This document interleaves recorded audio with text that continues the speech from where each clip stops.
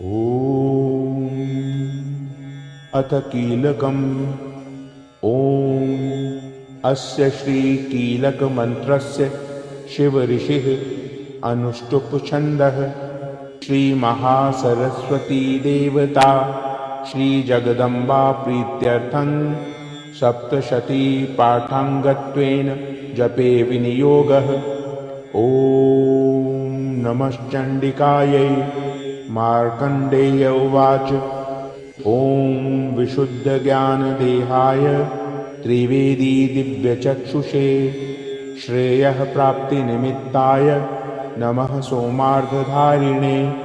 सर्वमेतद्विजानीयान् मन्त्राणामभिकीलकम् सोऽपि क्षेमं वाप्नोति सततं जाप्य तत्परः।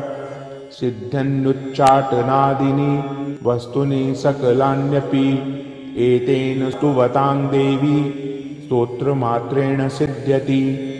न मन्त्रो नौषधं तत्र न किञ्चिदपि विद्यते विना जाप्येन सिद्ध्येत सर्वमुच्चाटनादिकं।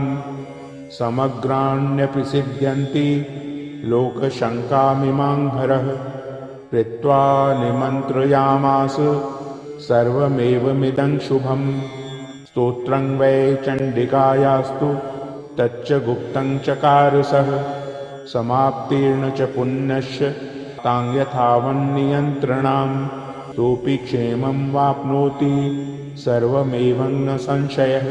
कृष्णायां वा चतुर्दश्याम् अष्टम्यां वा समाहितः ददाति प्रतिगृह्णाति नान्यथैषा प्रसीदति।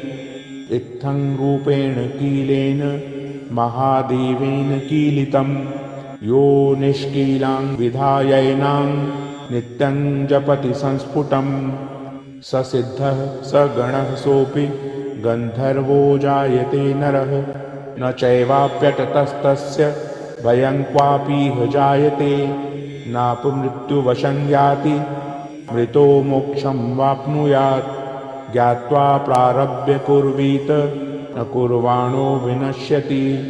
ततो ज्ञात्वैव सम्पन्नमिदं प्रारभ्यते बुधैः।